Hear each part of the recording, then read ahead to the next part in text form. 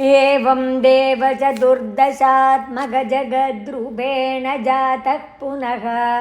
तस्योर्ध्वं खलु सत्यलोकनिलये जातोऽसि धाता स्वयं यं शंसन्ति हिरण्यगर्भमखिल त्रैलोक्यजीवात्मकं योऽभूत् स्फीतरजो विकारविकसन्नानासि सृक्षारसः सोऽयं विश्वविसर्गदत्तहृदयः सम्पश्यमानः स्वयं बोधं कल्वनवाप्य विश्वविषयं चिन्ताकुलस्तस्तिवान्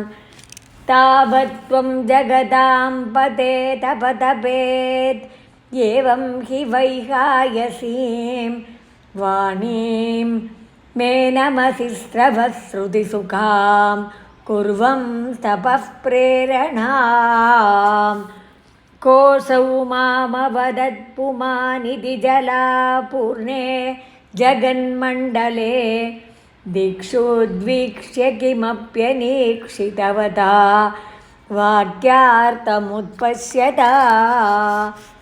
दिव्यं वर्षसहस्रमात्ततपसा तेन त्वमाराधितः तस्मै दर्शितवानसि स्वनिलयं वैकुण्ठमेकाद्भुतम्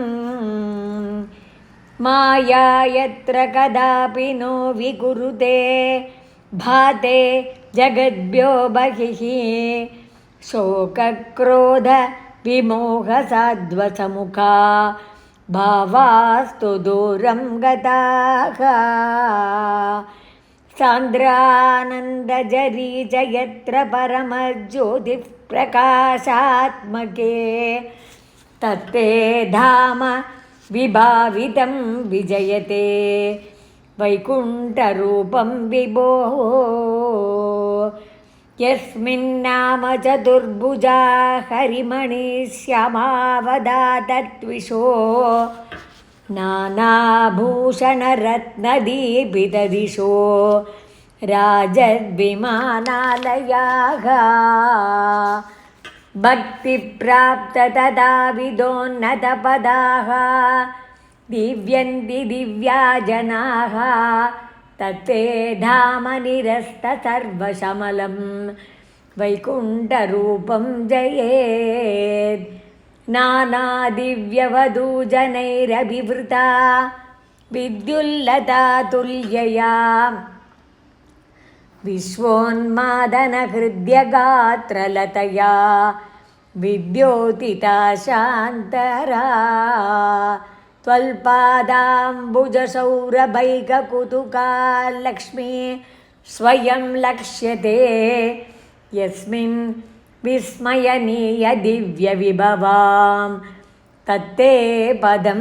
देहि मे तत्रैवं प्रतिदर्शिते निजपदे रत्नासनाद्यासितं भास्वत्कोटिलसत्किरीटकटकाद्याकल्पदीप्ताकृतिः श्रीवत्साङ्कितमात्तकौस्तुभमणिश्चायारुणं कारणं विश्वेशां तव रूपमैक्षतविधिस्तत्ते विभो भातु मे कालाम्बोदकलाय कोमलरुचिचक्रेण चक्रं दिशाम् आवृण्वानमुदारमन्दहसितस्यन्दप्रसन्नाननं राजत्कम्बुगदारिपङ्कजधर श्रीमद्भुजामण्डलं सृष्टुस्तुष्टिकरं वपुस्तव विभो मद्रोगमुद्वासयेत् दृष्ट्वा संभृतसम्भ्रमः कमलभूस्त्वत्पादपातोरुहे हर्षावेशवशं वदो निपतितः प्रीत्या कृतार्थी भवन् जानास्येव मनीषितं मम विभो ज्ञानं तदा पादय द्वैताद्वैतभवत्स्वरूपपरमेत्याचष्ट तं त्वां भजे आताम्रे चरणे विनम्रमततं हस्तेन हस्ते स्पृशन् बोधस्ते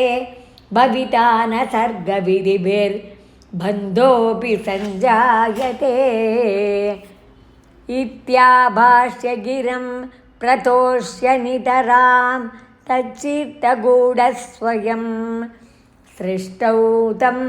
समुदैरयस्य भगवन्नुल्लासयोल्लागतां श्रीहरये नमः गोपिका जीवनस्मरणं गोविन्द गोविन्द